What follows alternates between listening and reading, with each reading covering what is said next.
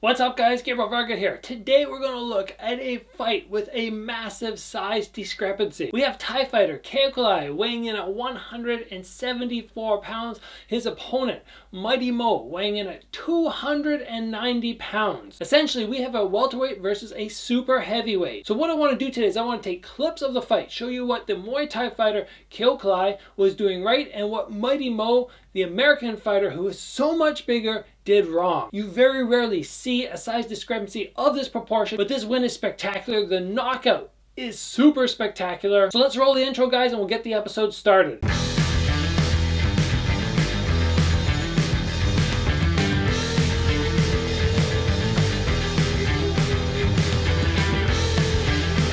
Alright guys, first thing to understand on this is the Thai fighter was actually able to make 70 kilos in the future. He actually cut down to the 154 pound weight limit. And Mighty Mo, it's not like he's he's a bigger dude, but it's not like he's a short guy. I think he's still 6'2", whereas the Thai fighter is not that tall. There is a height discrepancy as well as a size discrepancy. The power difference between these two fighters would have been so enormous. So how does the Thai fighter get it done? How does he avoid being KO'd and then score a spectacular knockout when pretty much everybody else at 170 pounds would have got steamrolled? Well, let's dive right into the fight and let's take a look at some clips here. We'll break down exactly what is happening. The first thing you're going to note is the Thai fighter is so mobile. He does not stop and stand stationary at any point. He is in motion because he knows if he stands stationary, he's going to take a big shot off the guard, and even one of those with that big size discrepancy is going to hurt him. He is so mobile, never stops moving. Look at this, we're at 45 seconds into the fight and he has not stopped for a moment. So if you guys ever find yourself up against somebody who either is bigger than you or just hits that much harder and you don't want to exchange, first thing you can do is just start being mobile. Don't stand, don't engage here. Once you stop, it takes time and motion and energy to get moving again. Whereas if you just bounce, you're always moving, you're always adjusting, making the guy chase you. It's going to make things so much more difficult for them and so much easier for you. All right, next I want to look at that bit of evasion right there. I'm going to see if I can find a clip to put up on this video so I don't have to just explain this to you. I might be explaining if I can't find it, but I saw the Thai fighter, his trainers took ping pong balls and were just throwing them at his head and he was just working on moving. You're going to note how good he is at moving in this fight. And when Mighty Mo goes to throw a big bomb that would just possibly even score a knockdown through the guard, Kaoklai is able to just move his head backwards. He's head motion right from the body. It twists from the body. He kind of makes that adjustment here and his head will follow. He is so exceptional at this. So if you get to the point where the movement is not working anymore and you see the bomb coming, instead of going, uh-oh, I'm going to block, he decides instead to evade. That is going to be the next step on facing a larger fighter. Don't let them make impact onto your gloves. Because as we see there, when Mighty Mo does land even a body shot, he sends this smaller fighter backwards. So easy. The Thai fighter doesn't even really keep his hands up that high, probably because he knows you don't want to get in the habit of blocking. He is also using those Thai sidekicks. We've talked about that before. I did a video on it where from out of range, it looks like he's out of range, he slides in and he lands that sidekick to the stomach and then is able to exit quickly and also move the bigger fighter back just a little bit to create and maintain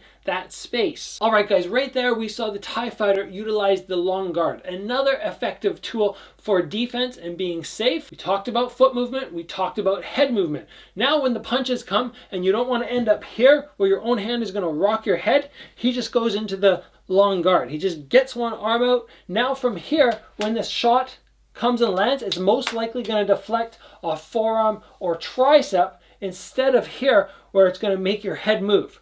At this distance, when you're able either here or here, you're going to have a much better job of keeping your head locked in and supported and taking less damage there. So the Thai fighter has a very good strategy. Basically avoid the Dutch style where it's really going to hurt if the bigger guy hits you. As we continue to move on, we're going to see the Thai fighter keep utilizing his feet, his head movement, and his long guard, because if he doesn't, even a simple shot like we see there will knock him down to the ground. It doesn't score as a knockdown, but it's definitely exhausting, and it's just so much easier for Mighty Mo to gain confidence every time he lands a big shot. Now Mighty Mo is just chasing him down, looking for one shot. I would like to see the bigger fighter try and set up. He has somebody who's evading him, and he's doing no setup. He's going for one big shot. All right, guys, it's time for the knockout. Now, as I was just mentioning, I would have loved to see Mighty Mo. If you have an evasive fighter, you do not want to be coming up on him from out here and trying to land, because he has so much more time to move. He has time to see this coming.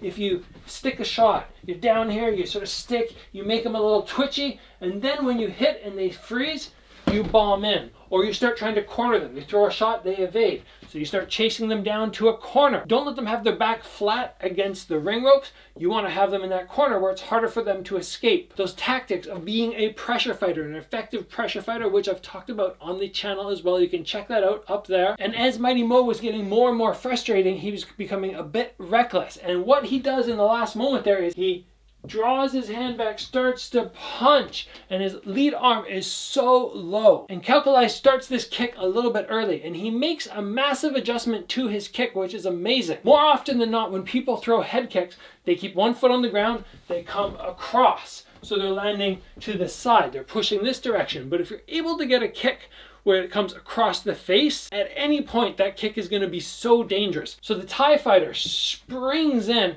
As he jumps midair, his shin pulls across, so he lands right flush to the face. It's a matter of jumping in and keeping this foot chambered for a little bit longer. Normally you would extend it quite early, but he holds it, and just as he starts to get closer to the face, at the last second he extends his leg and gets that extra snap to knock Mighty Mo out. Like right down on the ground, completely disoriented, doesn't know what's happening. This is from a fighter who's almost half his weight. And it just goes to show you, when force meets force, it's enough to put anybody down, which is why it's so important when you throw your punches and you're dropping your weight in, you make sure you keep your head protected defensively. Always hands up. Guys, let's roll it back, watch the knockout one more time because it is amazing. I hope you guys enjoyed getting to see clips of this fight and experiencing a breakdown from my point of view. I will throw a link down below for the full fight if you want to watch it. It is a very short fight. We already covered pretty much all the important parts, but it's down there if you want to see it. You can also throw a comment down below. Let me know what you think of this fighter. Be sure to check out some more of his fights. He fought some other giants in K1. Pretty spectacular guy. If you guys enjoyed the video, enjoyed the breakdown, please give it a like. If you haven't already, get subscribed. As always, guys, train hard. I'll see you back here soon for another video.